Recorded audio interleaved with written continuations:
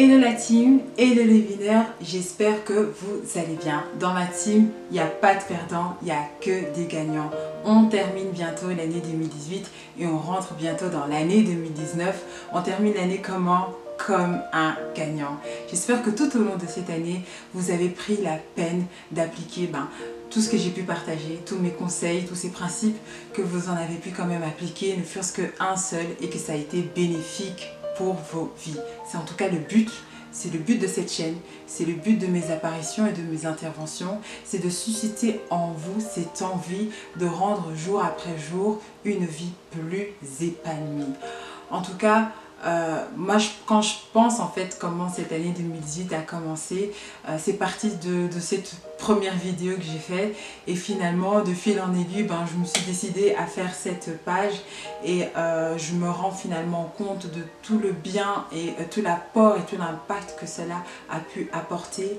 Je reçois tous vos encouragements, je vous remercie en tout cas tous ceux de loin tout comme de près qui viennent vers moi et qui témoignent en tout cas de tous ces conseils et de tout l'apport que ça a dans leur vie. C'est pour moi une totale satisfaction de vous voir grandir, de vous voir mûrir, de vous voir vous développer, de vous voir rêver, de voir grand, de vous voir prendre en fait votre vie en main. Pour moi vraiment s'occuper des autres, c'est en fait aussi un peu de s'occuper de soi-même. On a tous cette part d'humanité en fait en nous et en s'occupant de notre prochain, en s'occupant des autres, on s'occupe en fait aussi et on s'apporte en fait un bien-être et donc s'occuper en tout cas de vous, moi, prendre soin de vous, vous apporter en tout cas le meilleur que je peux vous apporter au travers de mes conseils, au travers de ces principes me donne une totale satisfaction et développe mon bien-être et mon bonheur. Donc vous l'aurez compris, voilà, on parle de bien-être, on parle de bonheur, on parle d'épanouissement, mais en fait qu'est-ce que c'est? C'est quoi être heureux? C'est quoi le bonheur? Chacun a sa définition en tout cas de ce concept-là. Moi j'apporterai en tout cas aujourd'hui, je vais essayer de vous donner en tout cas ma vision des choses. Je pense que être heureux avant tout, c'est être en paix. Un homme heureux, c'est un homme qui est en paix avec soi-même et qui ne cherche pas en fait à entraver le bonheur des autres personnes qui l'entourent. Être heureux, ce n'est pas la renommée, ce n'est pas le succès, ce n'est pas le nombre d'argent que nous avons dans notre compte en banque, ce n'est pas l'accumulation de maisons, de voitures et de tous objets bien plus précieux que nous pouvons trouver sur cette terre. Ce n'est pas l'accumulation de tous ces biens matériaux, mais c'est effectivement la plénitude de notre âme et la paix du cœur qui peut rendre un homme ou une femme épanoui. Pour moi en tout cas, c'est mon avis, c'est mon impression et c'est subjectif, mais je partage parce que je pense que beaucoup en tout cas partagent aussi cette même vision de vie. Nous nous laissons parfois abattre et nous laissons troubler. Nous ressentons des fois ce manque de paix. Notre paix est troublée par les événements extérieurs, par les facteurs extérieurs, par les circonstances extérieures. Et pourtant, tous ces facteurs extérieurs ne sont pas la cause du fait que nous sommes troublés. Ce ne sont que les effets. Ce n'est que le reflet de notre monde intérieur. Lorsque nous prenons conscience de ce qui est en nous, fait le reflet de ce que nous voyons, automatiquement notre regard sur le monde change. Il y a ce déclic. Il est important en tout cas pour que cette nouvelle année qui va commencer, cette année 2019 qui va commencer, que vous appreniez à bâtir votre intérieur, que de vous trouver cette paix. Si vous ne l'avez pas encore trouvée, asseyez-vous, recherchez-la, travaillez pour que vous puissiez trouver jour après jour ce moyen de vivre plus heureux et d'avoir cette paix. Pas dans ces choses où le monde essaye de vous faire croire que vous pouvez obtenir, mais c'est en vous-même. C'est en vous que vous trouverez cette paix. C'est à l'intérieur que vous changez votre monde, que vous changerez votre vie, que vous changerez finalement même les circonstances et que vous attirerez toutes sortes de choses merveilleuses aussi dans votre vie. Vous ne devez plus vous laisser en fait, lorsque vous comprenez que ça se passe en fait à l'intérieur, vous ne vous laissez plus troubler par les autres et par les événements extérieurs qui arrivent dans votre vie. Car vous savez que vous êtes bâti intérieurement et vous savez qu'avant toute chose, c'est vous qui attirez toutes ces choses-là. Lorsque vous saisissez ces choses, vous comprenez que vous ne pouvez pas être troublé. Les autres ne peuvent pas troubler votre paix. Les événements extérieurs ne peuvent pas troubler votre paix puisque c'est votre intérieur, c'est votre monde intérieur qui reflète votre monde extérieur. Aujourd'hui, tout est entre vos mains. Vous devez changer vos pensées et ne plus vous laisser en fait apitoyer, ne vous laisser victime de tout ce qui arrive dans votre vie. Car tout ce qui arrive finalement, tout ce qui nous arrive est le fruit de nos pensées. C'est le fruit de nos pensées, de nos convictions, de nos croyances. Ce que vous croyez, ce sont ces choses-là qui se matérialisent dans votre vie.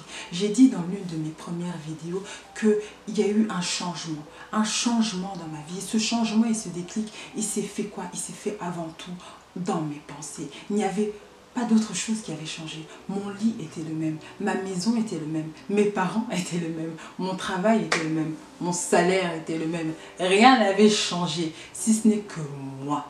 Moi, j'ai changé. Dans ma tête, j'ai changé.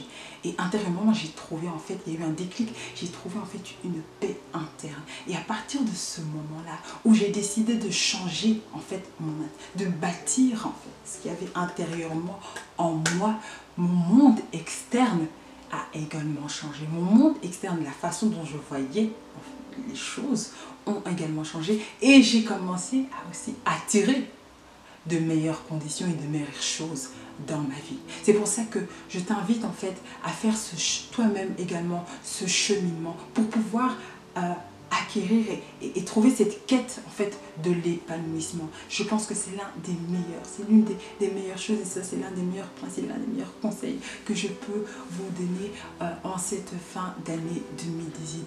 Comprendre, vous devez saisir cela pour que tout le poids de l'univers qui reposait sur vos épaules, que vous puissiez en être libéré, que votre regard sur le monde puisse changer et que vous puissiez prendre en main votre destinée. Il est temps, faites-le en tout cas, c'est pour votre bien et je suis là, comme vous l'aurez compris, pour votre bien. Vous devez en tout cas gouverner votre royaume interne. Qu'est-ce qu'il est dit dans les Écritures? Il est dit que le royaume est au milieu de vous. Il est au-dedans de vous. Vous avez un royaume et vous devez être maître de ce royaume. Vous avez un royaume en vous. Vous devez être maître de ce royaume afin de pouvoir gouverner intérieurement. Vous gouvernez intérieurement pour pouvoir gouverner votre monde externe. C'est impressionnant en fait lorsqu'on a ce déclic là, on n'a plus peur, la peur part, la dépression part, le stress part, l'angoisse part, les ulcères partent, la maladie, oui même la maladie, parce que la maladie avant toute chose, la maladie en fait elle est externe, elle n'est pas externe, pardon, elle n'est pas externe, la maladie elle est interne. La maladie vient en fait d'un manque de paix. Les scientifiques disent que lorsque nous sommes exposés à la haine et à la colère, nos globules réduisent. Lorsque nous sommes exposés à la peur, au stress, ils disparaissent. Les globules disparaissent, donc ils sont en diminution, ils sont entravés, ils sont perturbés. Mais lorsque nos globules blancs, vous savez très bien, c'est les anticorps. C'est les anticorps, c'est eux qui nous protègent et qui défendent face à toutes les maladies, à tous les microbes. Mais lorsque ceux-ci sont troublés, comment voulez-vous que les maladies ne s'installent pas dans votre vie? Non seulement ils s'installent, mais vous en créez même. Vous en créez pourquoi? À cause de quoi? À cause de vos émotions, de vos pensées, de ce que vous recensez, de votre monde, de votre royaume interne. Il est important que vous devez bâtir, que vous devez rechercher ce royaume et retrouver votre paix pour votre vie, pour votre épanouissement, pour votre santé. C'est en tout cas, et ça a été énormément percutant, et je fais en tout cas chaque jour cet exercice de faire en tout cas de mon mieux, de refléter la joie dans mon cœur, car je sais que cela dépend pour moi, pour ma vie, pour ma santé et également aussi pour les autres personnes.